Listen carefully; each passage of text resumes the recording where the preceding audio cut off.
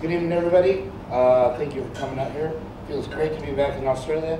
Today is going to be a simple demonstration of what we're going to do is dashi, which is a very umami-rich stock. It's very simple to make. No knife techniques, nothing. All you need is water, bonito flakes. It's a bigger bag that we use in the restaurants. I'm sure you got some on the table. Kombu, it's the kelp. This actually takes about 3 years to make, 2 years growing in the ocean, and then about a year outside. Water, tap, it's fine. Just a little bit different, what you aren't going to find in Australia is this is before this. So basically, this is actually, looks like the back part of a bonito fish, which is, I think we call also a skipjack tuna, the very dark meat, where they actually, what they do is boil it, dry it, ferment it, and then it becomes this driftwood type of thing. We use this, it's basically a carpenter's, what do you call it, plane, I think? Where you make things smooth, and we shave it here. But since us in Australia can't get this one, we just tell our suppliers, send us this one.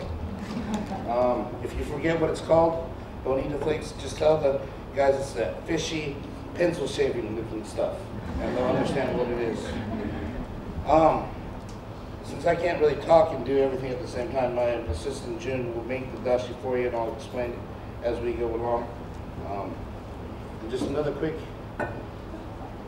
substitute.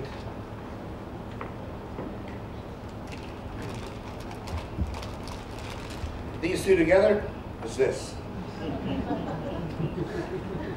Sometimes it's difficult to get the right products, and sometimes if you get poor quality ingredient, it'll mess things up, so it's better to use one that's kind of artificial. Famous French chef Michel Roux said there's nothing bad about the Knorr chicken bouillon cubes. He goes, those things are fantastic.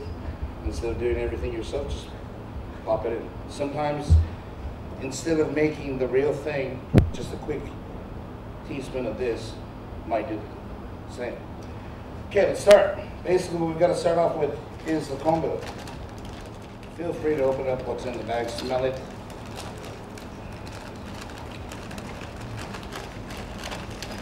It's not going to bite, it's vegetarian. It kind of smells earthy, oceany. What happens is they actually grow this for 2 years in the ocean. They've got a special tool to dig it up, then spend days roasting it in the sun, evenings pulling it up so it doesn't crinkle up too much. There was another famous chef who's now writing a lot of books called Anthony Bourdain in Kitchen Confidential, who argued with a Japanese chef saying, hey, my stock takes 4 hours every single day to make. The Japanese chef looked at the guy and said, well, my ingredients for my stock takes 3 years to make. So ever since then, Tony actually had a newfound enlightenment for Japanese stock. This type of dashi is very important for those of you who are cooking, either at home, professionally, or for work. It's one of those things where it's very easy to make. Anybody can do it. There's no science to it, and at the same time, it's very healthy. If you eliminate the bonito and just use the kombu to just make a broth or a stock, you've got a completely vegetarian stock. We're going to get about a liter worth of water. And per liter, you're going to use about 50 grams of kombu. Before you actually heat it up, this is already boiling a little bit, what you want to do is throw it in to the water. Set the heat on high, and right before it brings to a boil, you want to pull it out of the water. This way, if you leave it in there too long, basically what's going to happen is it's going to go back to its original. You're going to get a lot of slime. The color of the stock is going to become a little bit green, maybe not too appealing to the eye. So pull out the kombu. You've already got the umami inside of the water right now. Next thing, you're gonna grab per liter water about 100 grams of bonito flake. Turn off the heat, let it sink. And then basically, we're done. You've got it.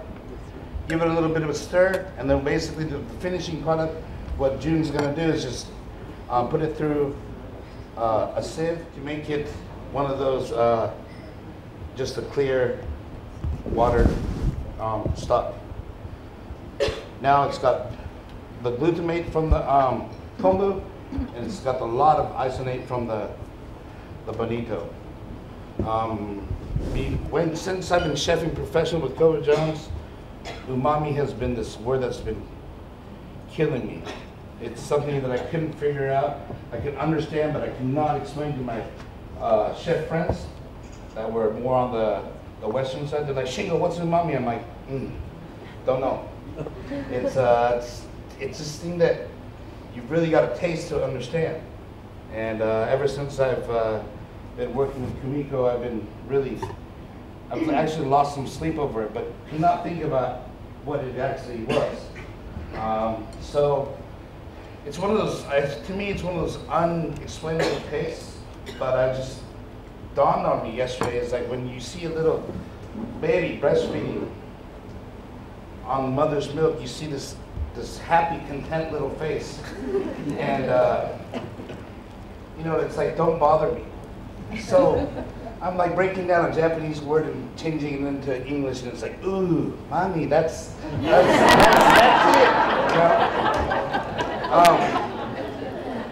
Obviously, we can't communicate to a little child who's still breastfeeding, and but you can tell by looking at his face that he's so content, he's so happy that it's nothing in the world can bother him, and that's one of the tastes.